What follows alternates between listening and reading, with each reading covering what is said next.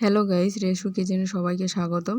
তো আজকে আপনাদের বানিয়ে দেখাবো পাঙ্গাস মাছ কীভাবে রান্না করবেন। নতুন হয়ে থাকলে চ্যানেলটি সাবস্ক্রাইব করে দেবেন আর পাশে থাকা বেল আইকনটি ক্লিক করে দেবেন। তো আমি আজকে দেখাবো পাঙ্গাস মাছ কীভাবে রান্না করবেন। এভাবে যদি রান্না করেন তো পাঙ্গাস মাছ কখনোই গন্ধ করবে না। দেখতে পাচ্ছেন আমি খুব সুন্দর পাঙ্গাস মাছ নিয়েছি এবং এগুলো সব তেল। পাঙ্গাস মাছ মানেই হচ্ছে তেল।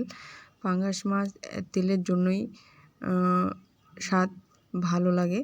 তো অনেকে আবার গন্ধের জন্য খেতে পারে না। তো এভাবে যদি রান্না করেন কখনোই গন্ধ করবে না, আমি 100% বলছি। আমি যেভাবে রান্না করব এভাবে যদি আপনার বাড়িতে ট্রাই করেন তো কখনোই গন্ধ করবে না।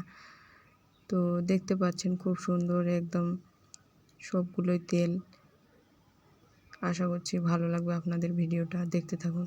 তো নিয়েছি কাঁচা লঙ্কা, পেঁয়াজ, রসুন, আদা টুকরো। তো এবার দেখাচ্ছি এভাবে। এবার পাঙ্গাস মাছগুলো ধুয়ে নিয়েছি, এর সাথে দিয়েছি লবণ আর হালকা হলুদ দেবেন, বেশি একটা হলুদ দেবেন না। তো এভাবে ভালোভাবে মেখে নেবেন। আমি পেঁয়াজগুলো বেটে নিয়েছি, কাঁচা লঙ্কাগুলো বেটে নিয়েছি, রসুনও বেটে নিয়েছি, আদার টুকরোটাও বেটে নিয়েছি। তো এবার কড়াটা পুরো গরম হয়েছে, আমি মাছগুলো দিয়ে নেব। আপনারা পুরো কড়াটা গরম করে তবে মাছ দেবেন, নাহলে কিন্তু মাছগুলো লেগে যাবে। মাছ ভাজার একটাই নিয়ম, পুরো কড়া গরম করে তারপরে মাছ দিতে হবে। তো এভাবে আমি মাছগুলো কীভাবে ভাজবো আপনাদের দেখিয়ে দিচ্ছি।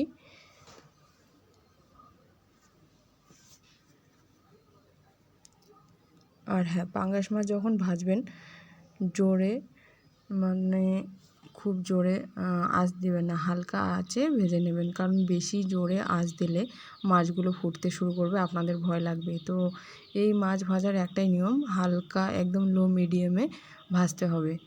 একটু টাইম লাগবে ভাজতে, তো অসুবিধা নেই।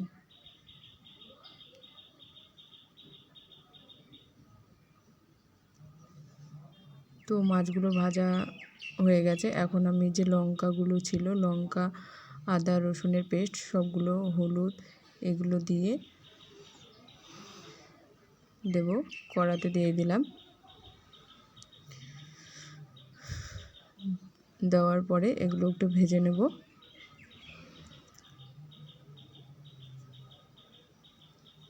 এভাবে একটু নাড়িয়ে নেবেন। আর যখন বাদামি বাদামি কালার আসবে, এই যে দেখতে পাচ্ছেন খুব সুন্দর একটা কালার এসছে। আর হ্যাঁ, পাঙ্গাস মাছে বেশি তেল দিতে যাবেন না, কারণ মাছটাই তেলের। তো অল্প একটু তেল দেবেন, সামান্য।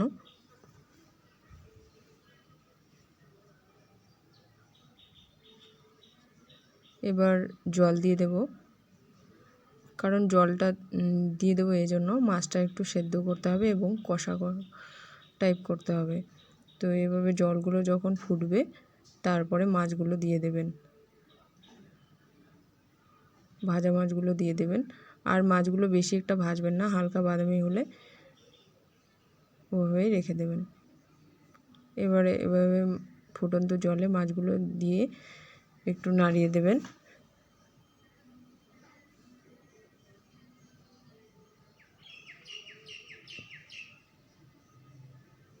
দেখতেই পাচ্ছেন খুব সুন্দর মাছগুলো একটা হচ্ছে, অনেক তেল বেরিয়েছে, কারণ মাছটাই তেলের। আমি আবারও বলছি, একদম জলটা খেয়ে নিয়েছে।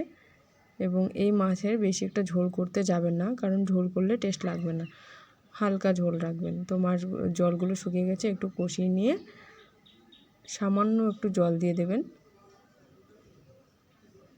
এই যে এরকম হয়েছে কষানোর, এভাবে কষানো, এখানে এভাবে কষিয়ে নেবেন 3-4 মিনিট ধরে।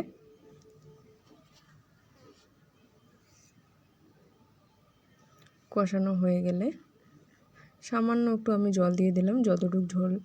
এই মাছে বেশি একটা ঝোল খাবেন না, আমি আবারও বলছি, তাহলে কোনো টেস্ট পাবেন না। হালকা একটু জল দেবেন যাতে ঝোলটা একটু গাঢ় টাইপ হয়।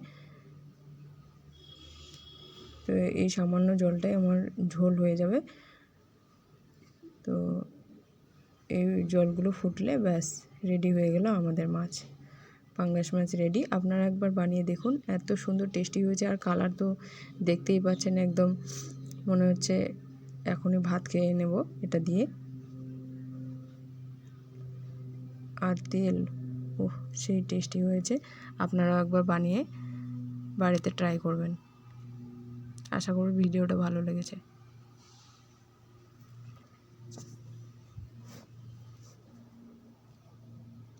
একবার দেখতেই পাচ্ছেন খুব সুন্দর একটা কালার।